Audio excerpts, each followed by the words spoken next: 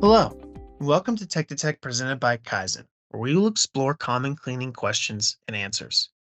Let's get started. I would like to introduce KYZEN's own Ethan Mueller. Thank you, William. Welcome back to Tech. Today, we're going to be continuing our vapor degreasing series. This is the sixth episode, and we're going to be discussing system maintenance and control. So, this is a two-part video, and we're going to start off with control. Controlling the process. This starts with our equipment and solvent selection. So, when we're getting into vapor degreasing, the first thing we really want to consider is our equipment. And when we're looking at equipment, there's a few different things we want to take into consideration. We want to take into consideration the size of the equipment so that it gets us the throughput that we need to accomplish at the end of the day. Automated material handling. This is very helpful. There is regulations that dictate how fast you can lower and raise parts in and out of the vapor zone. Automated covers, these help us keep our expensive solvent in the system. A tight sealing lid, so when the machine is sitting idle, we're not having excess emissive losses. And the refrigeration, we need adequate refrigeration for the solvent at hand. And so most of today's vapor degreasers are going to have freeboard or secondary coils, and that's very important as it really helps reduce the amount of emissive losses that we have. And so, kind of as a general rule of thumb, we want our cooling to be two times our heating. So we want our refrigeration to be taking out about two times as many BTUs as we're putting into the system. And we also want to consider our freeboard height. Um, there is regulations that dictate that our freeboard height can't be less than 100%, but we probably do not want to exceed 150% as this gives somewhat of a chimney effect, which actually increases our emissive losses. And this regulation is put into place to reduce our emissive losses. Another thing to consider is external distillation. This is a process that takes dirty solvent out of the system and cleans it up and returns it to the system as nice, clean, pure solvent. And this is going to be a future tech to tech topic. So I encourage you to check out our library and keep an eye out for that. The next thing is when we're looking at a new vapor degreasing process, is we have to get our solvent right. Um, And really the best way to do this is to test our solvent. And if we can test it with actual production parts, that is going to be the most realistic test that's giving us the most realistic idea of how well we'll be able to clean our parts. If production parts are hard to uh, procure or something like this, coupons can suffice. And I would recommend testing each soil that you are going to be introducing to the system to see how well that solvent can remove that soil. Um, the next thing we want to consider is the environmental health and safety side of things. What is the health risks to our personnel? What is the environmental risks of this solvent? Um, what's our cost of litigation if somebody gets sick from solvent exposure? What's our cost of mitigation if we cause a contamination? And then air pollution is another side of that environmental that we want to think about. Is our solvent a hazardous air pollutant? Does it have global warming potential? Does it deplete our ozone? Is it a volatile organic compound? And then finally, we want to consider the solvent cost. We need our process to be economical. But first and foremost, we need these other things to work before we really start considering the cost. Once we've selected our equipment and our solvent, we need to set up our process. And so the first thing we're probably going to want to look at is our hoist speed. Again, there's a NESHAP regulation that dictates how fast you can lower and raise a part in and out of the vapor zone on your vapor degreaser. And that's to mitigate the amount of emissive losses that you're causing when you are moving parts through the system.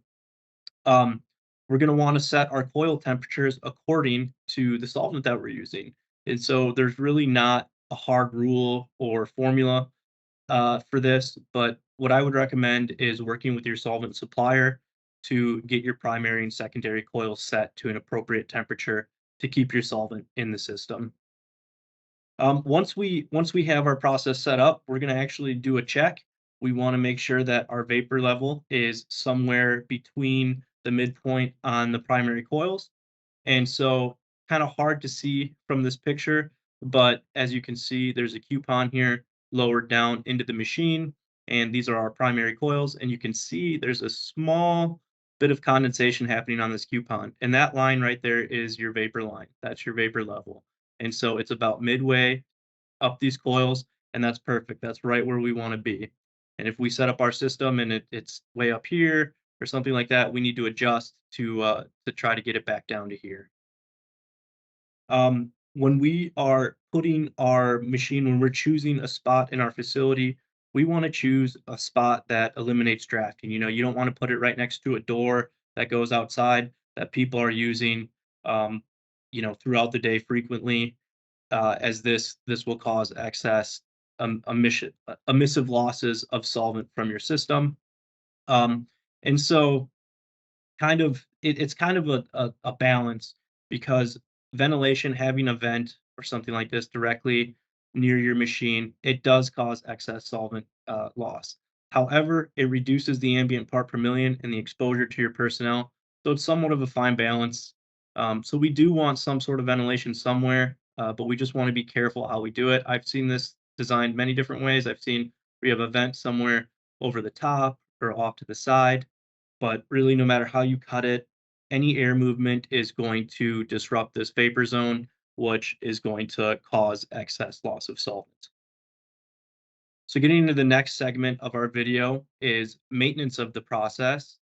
First and foremost is solvent maintenance. Really, what I would recommend you do is working with your solvent supplier to learn of any special monitoring needs that you need to do for your solvent. Most commonly is acid monitoring and neutralization of that acid.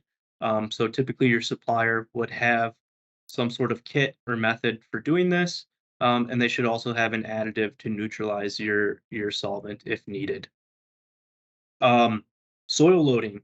As parts come into our system, that contaminant comes into the system with them and it builds up and our solvent gets dirty. And so we need to look at ways of cleaning up our solvent. One way is to simply dump the machine of that soiled solvent and recharge with fresh. This is becoming an exceedingly more expensive way of doing it. And so another option is an external distillation process, which again is taking that solvent offline, distilling it, and returning to the system as a nice clean solvent. Our solvent does evaporate away, and so we need to maintain our solvent levels.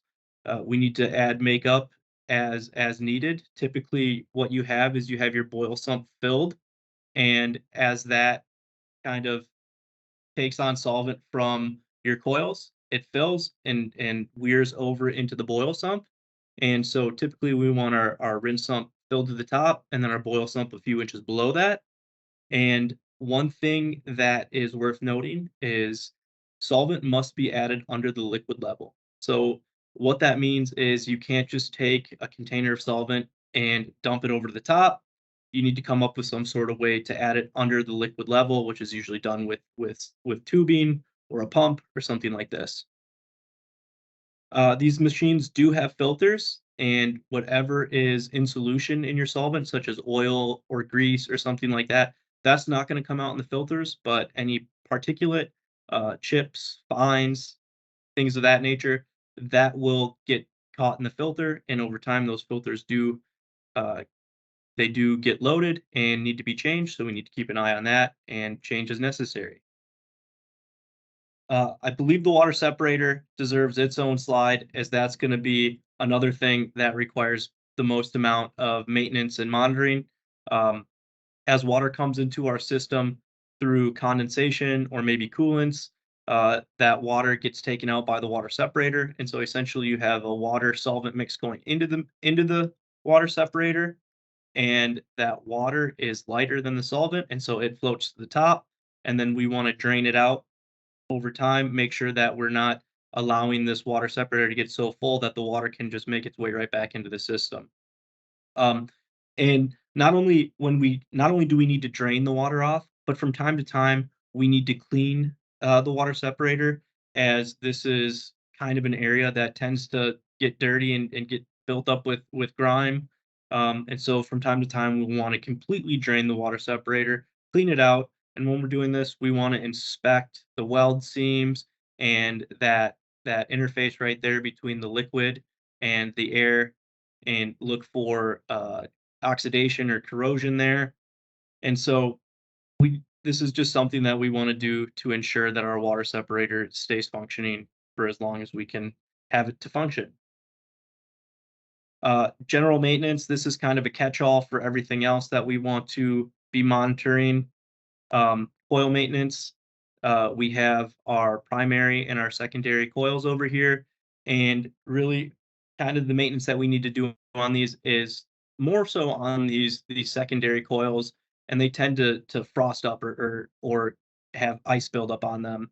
And they'll always have a little bit of frost on there, but once it becomes excessive, we want to go ahead and thaw those out. And while we're doing that, we might as well just go ahead and clean them, and typically just clean it with a brush, no liquid needed. Um, I suppose you could maybe use a little bit of solvent if you needed a little bit of extra cleaning power, but I would recommend not using anything other than the solvent in the machine, or just a dry brush. While we're doing that, of course, we should be inspecting our coils for any corrosion or any damage. Um, Again, this is a catch-all, and so our boil and our rinse sumps, from time to time, we wanna drain these and clean them and inspect them. Typically, how that's done is you drain the boil sump, you clean it out, and then you pump the rinse sump over into the boil sump, and then if the rinse sump needs cleaning, typically, it's not going to be as dirty as the boil sump. Clean it out at that point, but, then just add fresh, clean solvent to this side, and you should be good to go. Our heating elements.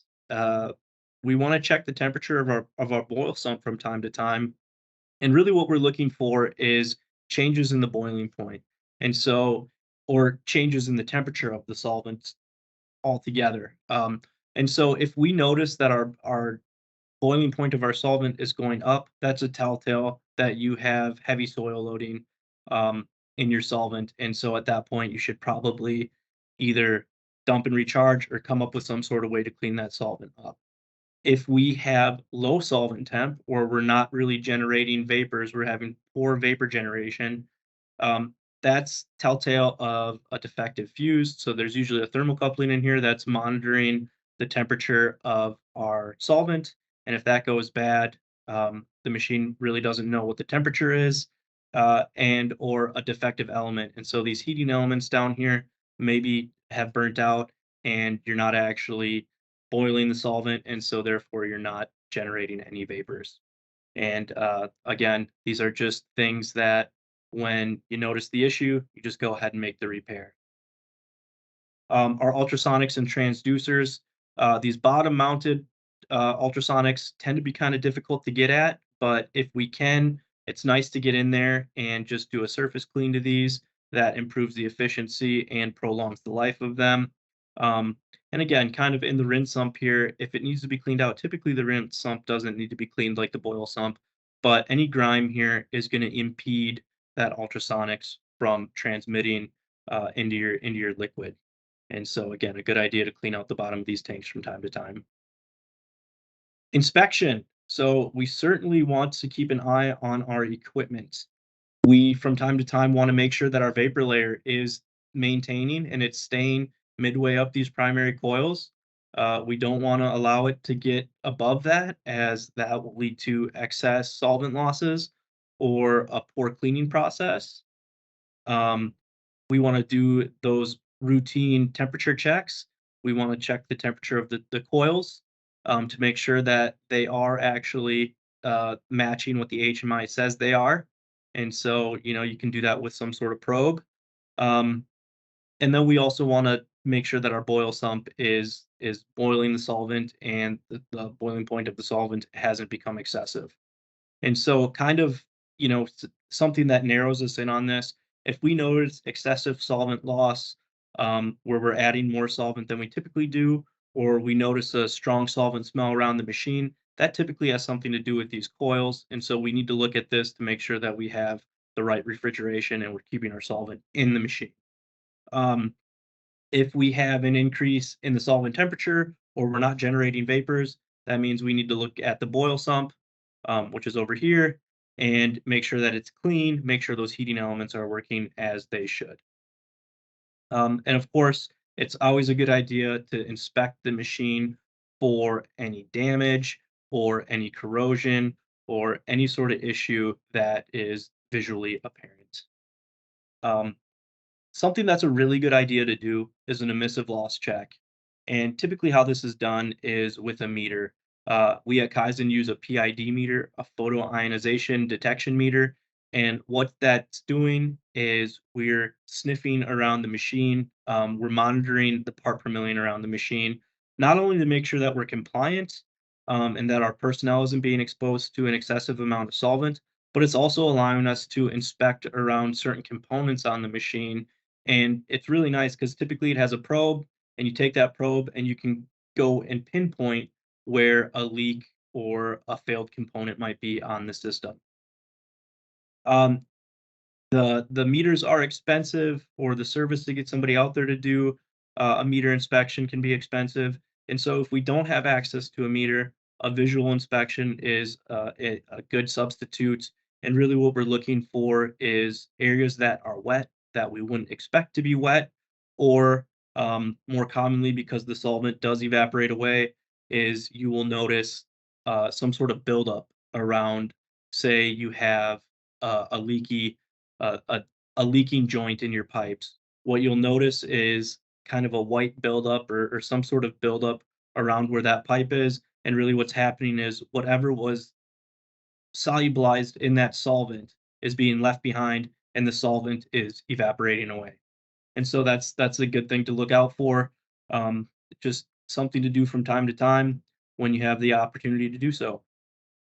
In conclusion, when we're looking at a vapor degreasing process, it really starts with the equipment and the solvent. We want to make sure that we are making the right selection.